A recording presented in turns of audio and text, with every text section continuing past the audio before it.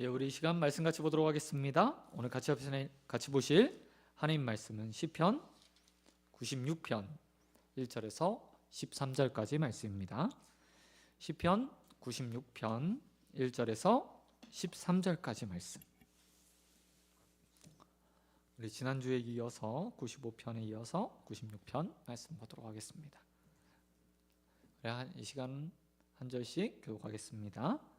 새 노래로 여호와께 노래하라. 온 땅이여 여호와께 노래할지어다. 여호와께 노래하여 그의 이름을 송축하며 그의 구원을 날마다 전파할지어다. 그의 영광을 백성들 가운데 그의 기이한 행적을 만민 가운데 선포할지어다. 여호와는 위대하시니 지극히 찬양할 것이요 모든 신들보다 경외할 것이며 만국의 모든 신들은 우상들이지만 여호와께서는 하늘을 지으셨음이로다. 존귀와 위엄이 그의 앞에 있으며 능력과 아름다움이 그의 성소에 있도다. 만국의 족속들아 영광과 권능을 여호와께 돌릴지어다. 여호와께 돌릴지어다. 여호와의 이름에 합당한 영광을 그에게 돌릴지어다. 예물을 들고 그의 궁정에 들어갈지어다. 아름답고 거룩한 것으로 여호와께 예배할지어다. 온 땅이여 그 앞에서 떨지어다. 모든 나라 가운데서 이르기를 여호와께서 다스리시니 세계가 굳게 서고 흔들리지 않으리라. 그가 만민을 공평하게 심판하시리라 할지로다. 하늘은 기뻐하고 땅은 즐거워하며 바다와 거기에 충만한 것이 외치고 밭과 그 가운데에 있는 모든 것은 즐거워할지로다. 그때 숲의 모든 나무들이 여호와 앞에서 즐거이 노래하리니 같이 읽겠습니다. 그가 임하시되 땅을 심판하러 임하실 것이며 그가 의로운 세계를 심판하시며 그의 진실하심으로 백성을 심판하시리로다. 아멘. 아멘. 오늘 말씀 가지고 하나님을 노래하는 인생이 되게 하소서. 하나님을 노래하는 인생이 되게 하소서라는 제목으로 말씀 같이 나누도록 하겠습니다. 오늘 본문 시편 6편은 인생의 궁극적인 목적, 사람이 이 땅에서 어떤 목적을 가지고 살아야 되는가에 대해서 이야기하고 있습니다. 사람은 누구나 다 삶을 살면서 그 가운데 무엇을 하고 살지, 무엇을 위해 살지를 정하며 목적을 가지고 살아갑니다. 시인은 그런 질문을 가지고 있는 우리에게 이렇게 이야기하고 있습니다. 사람은 인생의 목적을 가지고 살아야 한다라고 말하며 그 목적에 대해서 오늘 시편에서 총 3가지를 이야기합니다. 시인이 인생의 목적으로 오늘 시편에서 우리에게 말하고 있는 것은 3가지입니다. 하나는 노래하고 영광을 돌리고 즐거워하는 것. 노래하고 영광을 돌리고 즐거워하는 것이 인생의 목적이라고 이야기하고 있습니다. 또한 무엇을 노래하고 누구에게 영광을 돌리고 무엇을 즐거워해야 하는가도 이야기해주고 있습니다. 그건 다름 아니라 바로 하나님입니다. 하나님. 우리가 소요리 문답에서요 늘 수없이 이야기하는 것처럼 우리가 유일하게 기억하고 있는 소요리 문답 제1문 뭐죠? 인생의 제일 되는 목적은 무엇입니까? 이 답은 너무나 잘 알고 있듯이 하나님을 영화롭게 하고 미부시게 하는 것이라고 이야기하고 있습니다. 그게 바로요 오늘 시인이 말하고 싶은 내용입니다. 우린 하나님을 노래하고 하나님께 영광을 돌리고 하나님을 즐거워하는 삶을 살아야 한다. 그것에 인생의 목적을 두어야 된다고 이야기합니다. 가장 먼저 시인은 이 3가지 목적을 이루기 위해서 많은 사람들을 초대하고 있습니다. 사실 시편 3권 마지막 4권에 보면 계속해서 찬양 그리고 권유가 내용이 나옵니다. 오늘 96편도 마찬가지입니다. 새 노래로 여호와를 노래하라. 온 땅이여 여호와께 노래하라 라고 하나님을 송축하고 날마다 그의 구원을 전파하라. 송축하고 전파하라 라고 말한다는 겁니다. 송축이라는 말은 말 그대로 하나님을 높여드린다, 높여 찬양한다 라는 의미가 있고요. 전파하다는 말은 하나님의 많은 구원의 은혜들을 뭐 한다고요? 구원의 은혜를 간증하는 것, 전하는 것, 전도하는 것, 간증하는 것들을 이야기하고 있습니다. 시는 이를 위해서 노래를 만들어서 노래하라고 이야기해요. 하나님을 송축하고 하나님의 구원을 날마다 전파하기 위해서 노래를 만들라고 이야기하고 있습니다. 노래라는 말은 뭐 다른 말이 아닙니다.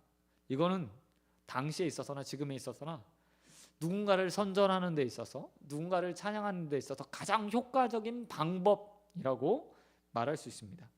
당시의 사람들은 어떤 사람의 역사나 아니면 세상의 역사나 아니면 어떤 사람의 업적들을 나타내기 위해서 글에 곡조를 붙여서 찬양하는 형태로 찬양을 했습니다. 이게 일반적인 모습이었어요.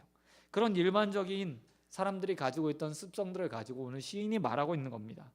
하나님을 송축하고 하나님의 구원을 날마다 간증하기 위해서 노래를 만들어서 그 가운데 쉽게 누구나 다 따라 부를 수 있도록, 누구나 할 수 있도록 하라고 이야기하고 있는 겁니다. 여러분, 인생의 목적이 시인은 이거라고 이야기하고 있어요. 그리고 우리에게도 하나님을 노래하고 이야기합니다. 그런데 저에게는 이 시인의 말 가운데서 좀 재밌는 구절이 하나 들어왔습니다. 그게 바로요, 새 노래로 찬양하라고 이야기하고 있다는 겁니다. 새 노래로 하나님의 역사를, 하나님의 구원을, 하나님께 영광을 돌리는 일들을 하라고 이야기하고 있다는 거죠. 여러분, 우리가 예배 시간에 헛노래 부르면 안 되고 매일 새 노래 불러라는 말입니까? 아니에요. 여기서 말하는 새 노래라는 것은 다른 것이 아니라 어떤 새로운 미사오거나 새로운 찬양들을 계속해서 만들어내서 찬양하라는 말이 아니라는 겁니다. 그런 의미가 있을 수도 있겠어요. 그러나 여기서 말하는 새 노래는 그 소재나 그것이 어디서부터 오는지 생각해 볼 필요가 있다는 겁니다. 여러분, 시인이 새 노래라고 얘기했을 때 그것은 다른 것이 아닙니다. 앞에 말했듯이 보니까 2절에서 뭐라고 얘기했어요? 날마다, 구원을 날마다 전파하라, 하나님께 영광을 돌려라 라고 말하는데, 그 영광 돌릴 일들, 그리고 하나님의 구원의 역사가 다른 말로 이야기해서 우리에게 새롭게 매일매일 주어진다라는 의미에서 새 노래로 라는 의미가 있다는 겁니다. 과거에 하나님의 역사를 보면서 하나님 이렇게 내가 미사오구를 써서 다시 찬양해야지가 아니라 우리의 인생 가운데 하나님께서 새 노래의 소재들을 제공해 주신다는 의미가 담겨 있다는 거예요. 날마다 하나님은 우리에게 새로운 은혜를 베푸십니다. 날마다 하나님은 우리의 삶 가운데 새로운 구원의 역사를 만들어내세요. 하나님으로부터 우리가 하나님을 송축하고 전파할 것들을 공급해 주시는 거예요. 하나님부터 제공받는 거예요. 그러면 우리는 어떻게 합니까? 그 하나님을 송축하기 위해서, 나에게 새로운 구원을, 역사를 허락하신 그 하나님을 전파하기 위해서 새 노래로, 새로운 말로, 새로운 언어로 곡조를 붙여서 노래하고 사람들에게 쉽게 들려질 수 있도록, 그리고 또한 들은 사람들이 쉽게 그 이야기를 따라 부를 수 있도록 하게 만들라는 이야기가 담겨 있다는 거죠. 저는 이 새 노래라는 말을 보면서 하나님의 살아계심과 하나님의 역사가 우리 삶 가운데서 계속해서 흐르고 있다, 흐를 것이다 라는 확신, 그리고 하나님의 약속이 담겨 있다고 저는 믿습니다. 그리고 시인이 새 노래로 여호와를 찬양했던 것처럼 우리의 삶 가운데도 그런 일이 일어날 거라고 확신합니다. 사실 우리의 인생을 살다 보면 정말 기가 막힌 웅덩이, 헤어나올 수 없는, 그리고 불과 같은 길을 걸을 때가 있습니다. 그때 우리를 하나님께서 구원해 주실 거예요. 그리고 구원의 하나님이 여기까지 우리를 오게 하셨잖아요. 그리고 우리 앞으로 인생에도 또 구원의 하나님을 통해서 우리의 인생길을 걸어가게 될 것입니다. 수없는 간증들을 하나님께서 만들어 내실 거예요. 그러면 우리는 그것들을 가지고 구원의 하나님을 찬양하고 송축하고 전파하는 일을 하면 되는 것입니다. 저와 여러분의 오늘 이 자리가, 기도의 자리가 그런 새 노래를 만들어내는 자리가 되길 소원드립니다. 하나님 앞에 우리의 문제들과 어려움들을 내려놓고, 주님, 내가 하나님을 새 노래로 송축하고 전파할 수 있도록 나에게 역사해 주십시오. 응답해 주십시오. 라고 기도하며 새로운 노랫말을 하나님으로부터 공급받는 저녁이 되시길 우리 주님 예수 그리스도의 이름으로 축원드립니다. 그런가 하면 두 번째로 시인은 우리의 인생의 목적을 가지며 하나님 앞에 합당한 영광을 올려드리는 삶을 살라고 이야기하고 있습니다. 8절에 보면 시인이 이야기합니다. 돌릴지어다. 뭘요? 여호와의 이름에 합당한 영광을 여호와 하나님께 돌릴지어다 라고 말하고 있습니다. 그런데 이 돌릴지어라는 말은 7절에서도 반복돼요. 만국의 족속들아 영광과 권능을 여호와께 돌릴지어다. 여호와께 돌릴지어다. 그리고 8절에서 또다시 그 하나님 앞에 영광을 돌릴지어다 라고 말하며 하나님께서 받으실 합당한 영광을 마땅히 모든 인생들이 돌려야 된다고 이야기하고 있습니다. 그 영광 받으실 하나님이 어떤 하나님이신지에 대해서 오늘 시인은 먼저 5절에서 이렇게 표현하고 있습니다. 시인이 말하는 하나님을 보시기 바랍니다. 5절에 이렇게 말하죠. 만국의 모든 신들은 우상들이지만 헛된 것이지만 사람이 만든 것이지만 여호와께서는 하늘을 지으신 분이다 라고 말하며 창조주 하나님께 마땅한 영광을 돌려야 된다. 이 세상의 주인이신 하나님 앞에 그 영광이 돌아가야 한다라고 말하고 있습니다. 5절에서 시인은 극명하게 우상, 사람이 만든 우상과 스스로 계셔 이 세상을 지으신 하나님을 정반대해 놓고 대비시켜 이야기하고 있어요. 그리고 그 하나님 앞에 우리가 뭐 해야 된다고 이야기합니까? 창조주 하나님께 영광을 돌리는 인생이 되어야 된다고 이야기하고 있습니다. 뿐만 아니라 시인은 그 창조주 하나님이 3절에서 자기 백성에게 기이한 일을 행하시는 하나님, 행하신 하나님이라고 이야기해요. 이 기이한 일은 다른 것이 아니라 바로 구원의 역사를 말하는 것입니다. 그렇기 때문에 시인은 그 구원의 자신의 백성들을 구원하시고 이 땅의 창조주가 되신 하나님을 향해서 마땅히 영광 돌리는 인생으로 우리가 살아야 된다고 이야기하고 있습니다. 그러나 우리의 삶을 한번 보시기 바랍니다. 정말 하나님 앞에 마땅히 돌려야 될 영광들을 돌리고 있나요? 그렇지 않습니다. 사실 인간만큼 하나님을 향해서 영광을 돌리지 않은 존재들이 없습니다. 세계 모든 만물들이, 세상 모든 피조물들이 작은 돌 하나도, 티끌 하나도 하나님 앞에 영광을 돌립니다. 하나님의 뜻에 의해서 보존되고 통치되고 또 살아가고 그의 목적에 맞게 그 역할들을 감당하며 하나님 앞에 영광을 돌려요. 그런데 오로지 인간만이 하나님께서 주신 가장 값진 인생의 은혜라고 말할 수 있는 자유의지를 가지고 하나님을 배격하고 하나님 앞에 범죄하고 하나님의 뜻을 따르지 않고 하나님의 영광을 스스로 취하며 사는 것을 볼 수 있습니다.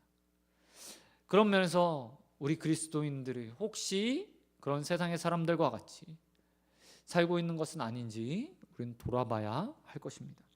만약 하나님의 백성, 구원받은 자들마저도 하나님께 영광을 돌리지 않는다면 누가 과연, 어떤 인생이 과연 하나님 앞에 영광을 돌릴 수 있겠습니까?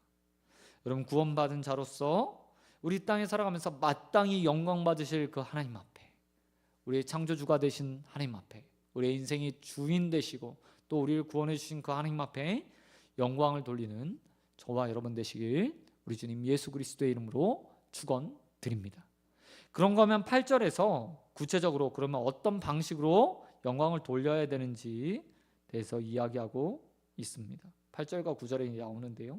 보니까 예물을 들고 그 궁전에 들어갈지어다. 아름답고 거룩한 것으로 여호와께 예배할지어다 라고 말하며 예배를 통해서 하나님 앞에 영광을 돌리라고 이야기합니다. 뿐만 아니라 그 가운데 앞에 예물을 들고 라는 표현이 있어요. 이 말 들으면 좀 기분 나빠하실 분들도 있을지 모르겠습니다.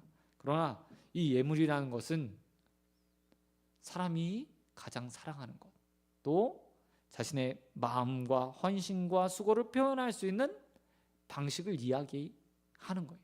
단순히 돈, 물질이 아니라요. 세상에 주신 하나님 앞에 우리가 드리는 예물, 물질, 그것이 큰 의미가 되지는 않습니다. 이 세상의 주인이 하나님이신데 우리가 가진 그것, 작은 것 하나 드린다고 뭐가 하나님 앞에 필요하고 그걸 하나님 통해서 뭘 쓰시겠어요? 그러나 그 물질엔 무엇이 달려 있습니까? 우리의 마음이 들어가 있는 거예요. 우리의 마음이요. 세상 어느 누구도 물질을 싫어하는 사람 없습니다. 재물을 싫어하는 사람이 없습니다. 그리고 주님께서도 말씀하셨죠.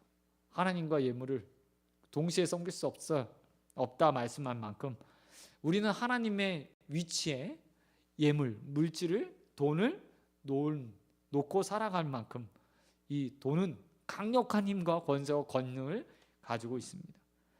그 마음이 있는 그것을 가지고 하나님 앞에 우리가 가장 사랑하는 것을 가지고 하나님 앞에 나와 지금 예배하라고, 예물을 드리라고, 마음을 드리라고 표현하고 있어요. 여러분, 예수님께서 성전에서 헌금 드리는 자들, 헌금 바구니 앞에서 이렇게 지켜보시며 앉아 계셨던 것을 우리는 알고 있습니다.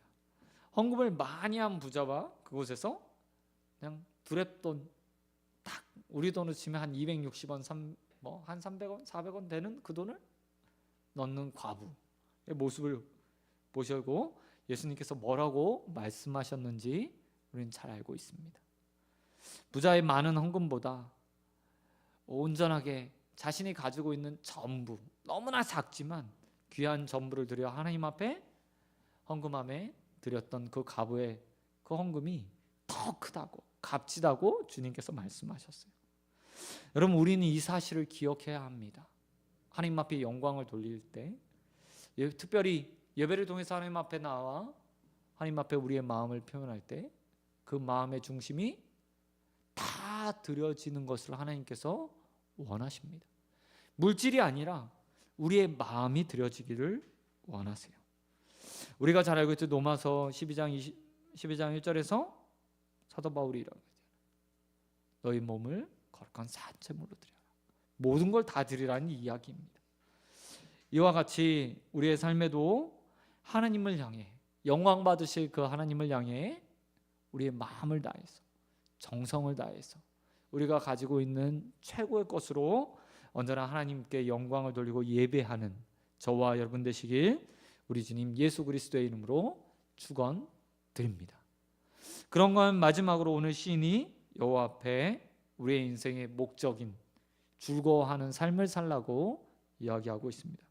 본문 11절 이하의 말씀에 보면 계속해서 즐거워하다라는 말이 반복해서 사용되고 있습니다.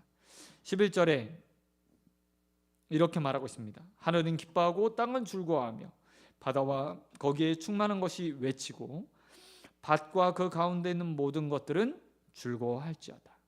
그때 숲의 모든 나무들을 여호와 앞에서 즐거이 노래하리니 라고 말하며 즐거이 세상의 모든 것들이 다 즐거워한다라고 이야기합니다.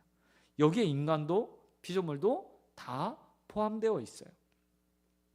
이 즐거워하다는 말들은 단순히 그냥 기뻐, 하나님이 기뻐라는 말이 아니라요, 하나님과 지속적인 관계를 맺고 교제하는 행위를 표현하는 말입니다. 그리고 실제로 모든 피조물들이 이와 같이 하고 있죠. 하나님의 지으심을 받았고 하나님과 교제하고 하나님의 유지와 보존과 통치 아래서 삶을 살고 있습니다.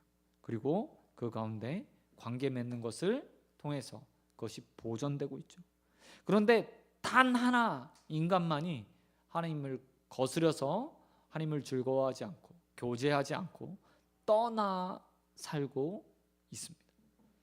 그렇게 떠나 산 우리들을 다시 부르신 것이 바로 하나님이시죠. 예수 그리스도의 구원의 은혜를 통해서 값없이 하나님 앞에 불어서 이제 누구나 다 은혜의 보좌 앞에 나와 담대히 하나님을 아버지라고 부르고 그 하나님께 값없이 무엇인가 구하고 간구하고 요청할 수 있는 은혜, 또 하나님과 교제하며 살 수 있는 은혜들을 우리에게 베풀어 주셨습니다. 그런 것들을 다 알고 있는 시인이 이렇게 말하고 있는 겁니다. 만물이 즐거워하듯이 우리 역시도 이 땅 가운데 하나님을 즐거워하는 인생이 되어야 된다고 이야기하고 있죠. 여러분, 우리가 방금 전에 찬양했는데 시인 다윗이 이렇게 고백했습니다. 주의 전에서 한 날이 다른 곳에서 첫날보다 값지고 복됩니다. 주님과 만나는 당시의 다윗의 시대에는 성전에 가야 주님을 만날 수 있었어요. 여호와 하나님을 만날 수 있었어요.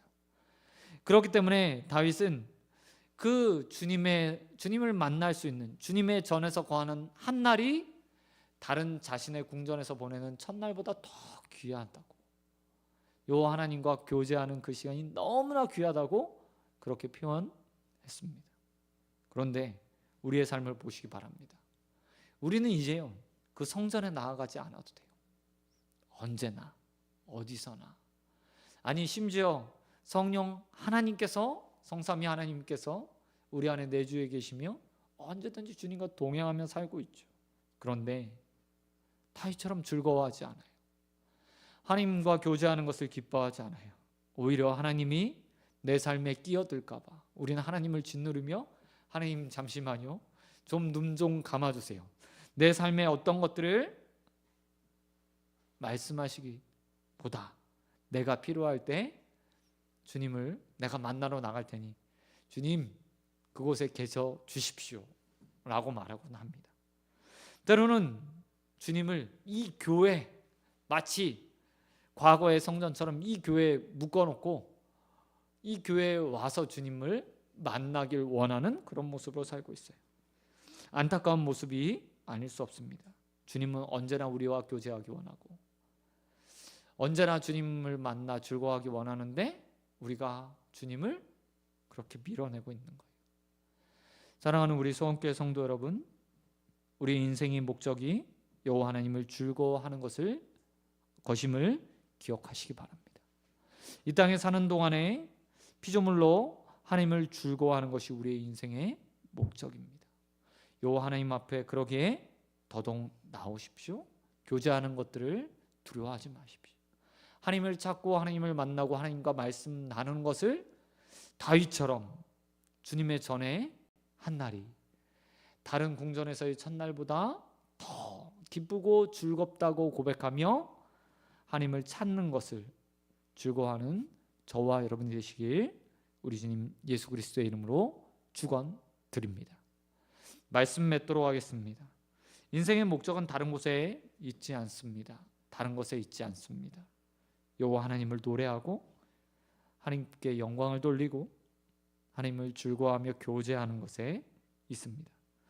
이 사실을 믿고 늘 우리 창조주 하나님, 우리에게 구원 주신 하나님, 또한 앞으로 우리의 인생에 새 노래의 제목들, 소재들을 허락하실 그 하나님 앞에 나아가는 저와 여러분 되시길 소원드립니다. 그리고 시인이 말하는 것처럼 그 인생의 목적에 맞게 우리의 인생의 목적을 또한 하나님을 노래하고 영광 돌리고 즐거워하는 것에 두고 언제나 주의 전을 찾고 주님을 찾고 주님을 노래하고 주님을께 영광을 돌리고 주님을 송축하고 전파하는 삶을 사는 저와 여러분 우리 소원교회 모든 성도들이 되시길 우리 주님 예수 그리스도의 이름으로 축원드립니다. 아멘. 이 시간 찬양하고 우리 이 시간 기도 제목 가지고 또 말씀 놓고 주님 앞에 나와 기도했으면 좋겠습니다.